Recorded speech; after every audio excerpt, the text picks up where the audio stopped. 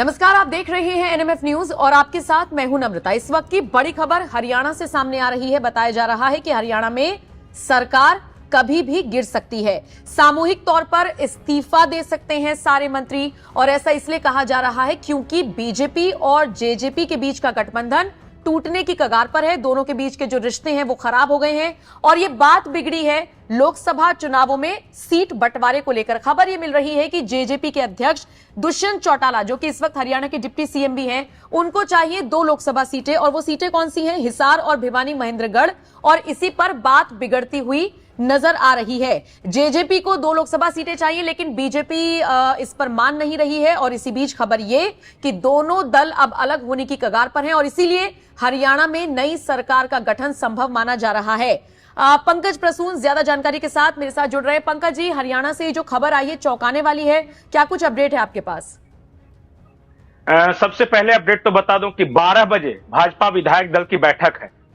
सभी विधायकों को चंडीगढ़ आने के लिए कहा गया है और 2 पर्यवेक्षक बनाकर भेजे गए हैं, तरुण चुग साहब और अर्जुन मुंडा, जो केंद्रीय कृषि मंत्री हैं। इन दोनों को चंडीगढ़ भेजा गया है। 12 बजे बैठक होगी और जो सूत्रों के हवाले से जानकारी आ रही है उसके अनुसार मनोहर लाल खट्टर इस्तीफा दे सकते हैं।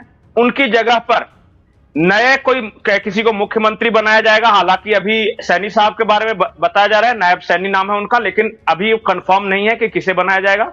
नए सिरे से मंत्रिमंडल का गठन होगा और जेजेपी, जो दुष्यंत चौटाला वाली पार्टी है, वो सिर्फ सीट बंटवारे को लेकर नाराज नहीं थी, वो मनोहर लाल खट्टर के रवैये से नाराज थी। और वो ये कह रहे थे कि जो किसानों का जो मुद्दा है उसे बार बार नेग्लेक्ट कर रहे हैं। तो बहाना बनाया गया किसानों का मुद्दा, लेकिन आपने बिल्कुल सही कहा, वो 2 सीट की मांग कर रहे थे और बीजेपी 1 सीट दे रही थी। तो इस वजह से लेके खटास है, लेकिन फिलहाल बातचीत की प्रक्रिया जारी है। अभी ऐसा नहीं हुआ कि बिल्कुल बातचीत टूट गई है। अभी भी दुष्यंत चौटाला को मनाने की कोशिशें जारी है और उनकी जो एक सबसे बड़ी प्रमुख मांग थी कि मनोहर लाल खट्टर नहीं चलेगा, बाकी कोई भी चले, तो हो सकता है कि ये मान लिया जाए। हो सकता है, मैं कह रहा हूं।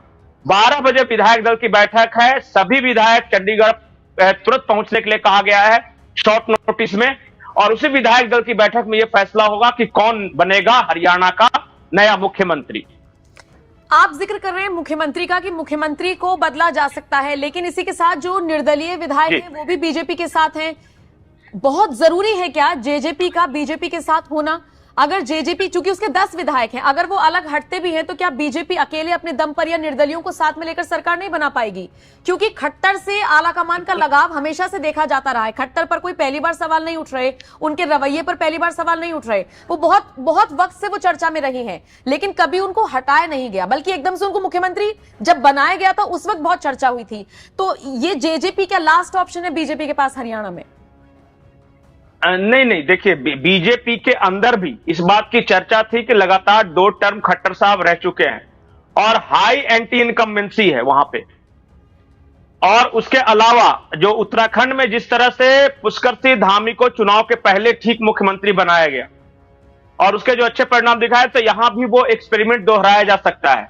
और मनोहर लाल खट्टर को लेके कई विधायकों ने, कई सांसदों ने भी अपनी बातें रखी थी केंद्रीय आला कमान के पास।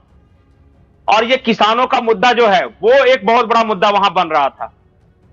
बाकी तो जो तत्कालिक कारण है वो सही कहा आपने कि निर्दलीय कुछ हैं अभी भी भारतीय जनता पार्टी के साथ, और 10 जो विधायक है दुष्यंत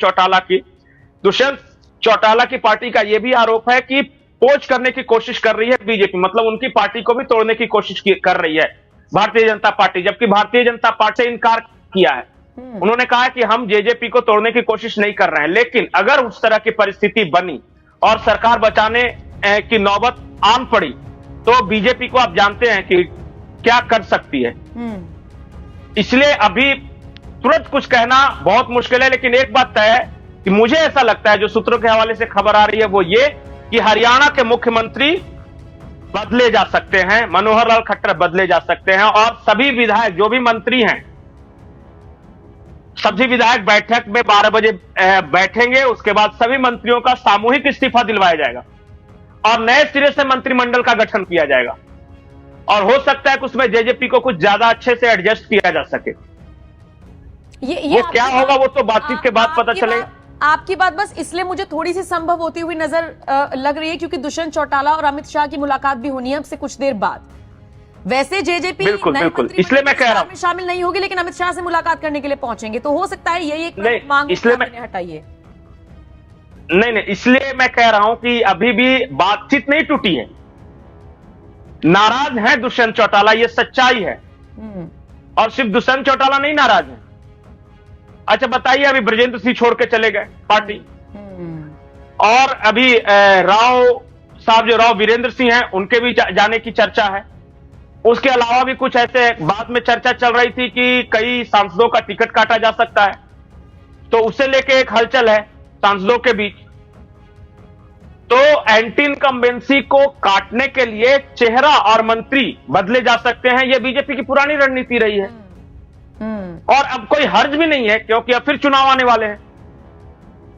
मनोहर लाल खट्टर को जितना राज करना था कर लिया 2 टर्म। ठीक है, तो अब जैसे ही मनोहर लाल खट्टर जैसे ही चेहरा बदलते हैं तो यह कहा जाता है ना कि उनका पाप उन्हीं के साथ चला जाता है, कि जो भी एंटी इनकम्बेंसी है।